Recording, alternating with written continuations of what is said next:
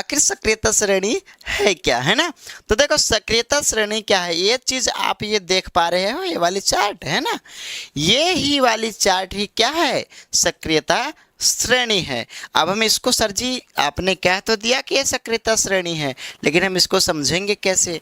आपने क्या लिख रखा है, पोटेशियम, सोडियम, कैल्शियम, है ना, मैग्नीशियम और ये हो गया एल्युमिनियम, जिंक, लोहा, हाइड्रोजन वगैरह, आपने क्या लिख रखा है सर जी, ये चीज़ तो मुझे कुछ समझ ही नहीं आ रहा है, इसलिए तो मैं आया हूँ आपको समझाने के लिए ही। तो सबसे पहले आपको ये देखना है कि जो हमने सजा रखा है ना, सबसे पहले लिखा potassium, sodium, calcium, magnesium, aluminium, zinc, लोहा, सीसा, हाइड्रोजन, कॉपर, मरकरी, चांदी और सोना, है ना।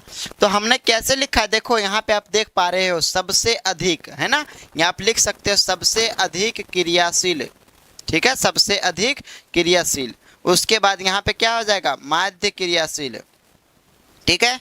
नीचे क्या हो जाएगा, सबसे कम क्रियाशील, क्या हो जाएगा, सबसे कम क्रियाशील। अब इस चीज को सबसे पहले समझना कि आखिर सक्रियता श्रेणी है क्या, सबसे अधिक क्रियाशील, फिर मध्य क्रियाशील, फिर सबसे कम, यानी कि यहाँ पे कम क्रियाशील हो जाएगा, कम क्रियाशील भी आप कह सकते हैं, कम क्रियाशील, ठीक है, या तो सबसे कम क्रियाशील।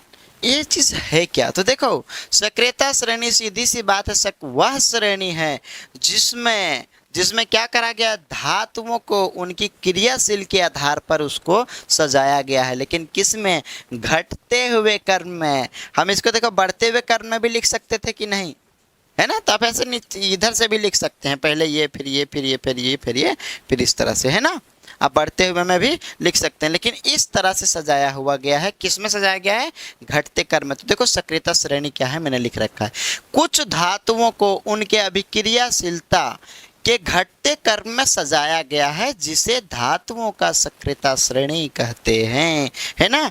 देखो अब सीधी सी बात इसमें समझना, मैंने क्या कहा कि कुछ धातु में, जैसे हम लोग जानते हैं टोटल धातु कितने हैं, 92, है ना, और हमने यहाँ पे कितना लिख रखा है, देखो 13 लिख रखा है शायद, 1 2 3 4 5 6 7 8 9 10 11 12 13 लिख रखा है ना।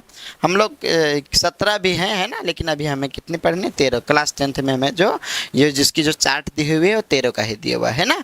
तो सक्रियता श्रेणी में हम लोगों ने टोटल कितना लिखा, 13, ठीक है।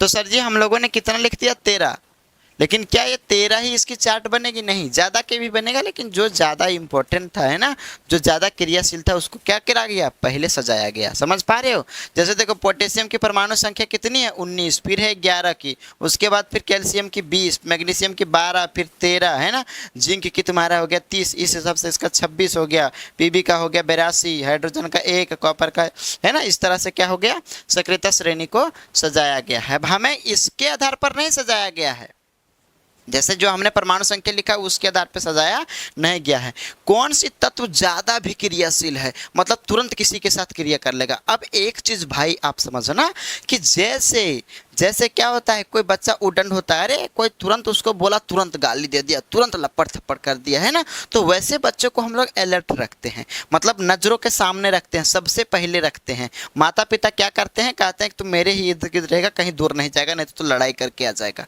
कहते हैं कि नहीं। तो इसी तरह जो सबसे ज़्यादा क्रियाशील है उसको कहाँ रख दिया गया, सबसे ऊपर, फिर इसके बाद जो है उसको थोड़ा नीचे, फिर इसके बाद जो क्रियाशील है, इसी तरह से धीरे धीरे क्या हो गया, घटता चला गया।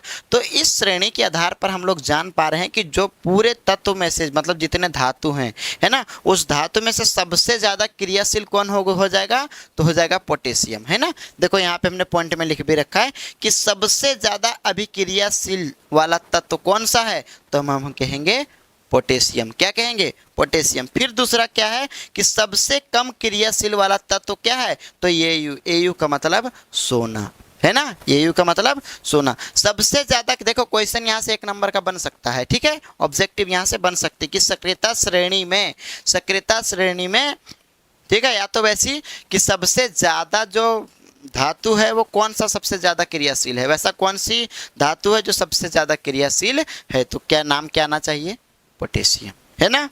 और सबसे कम में क्या आएगा, तो आएगा तुम्हारा सोना, समझ पा रहे हो, क्या आएगा, सोना, और यहाँ पे आएगा तुम्हारा पोटेशियम, मतलब सबसे ज्यादा क्रियाशील पोटेशियम, सबसे कम क्रियाशील सोना, है ना।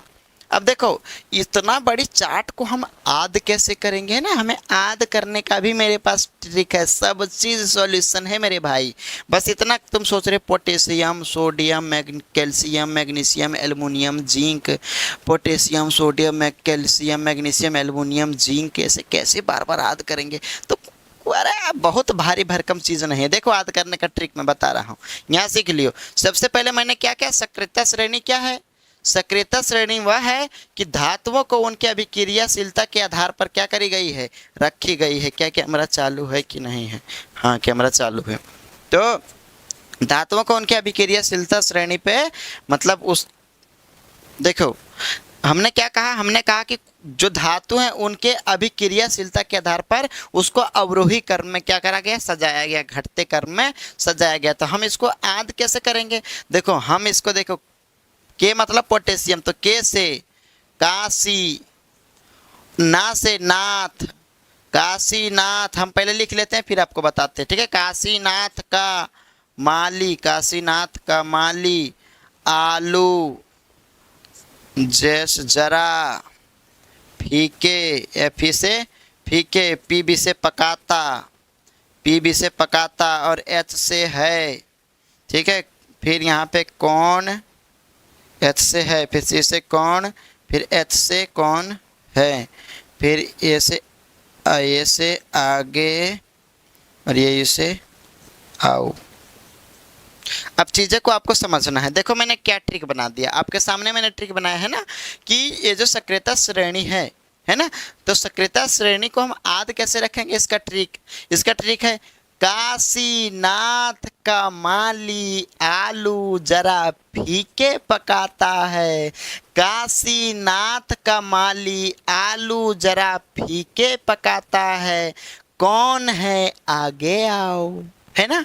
जैसे मैं हूँ और किसी के साथ में कंप्लेन करने के लिए गया कि सुनिए ना, उसने कहा हाँ बोलो, तो मैं कहूँ काशीनाथ का जो माली है ना वो जरा जो आलू पकाता है वो फीके पकाता है, तो वो कहेगा ए कौन है आगे आओ।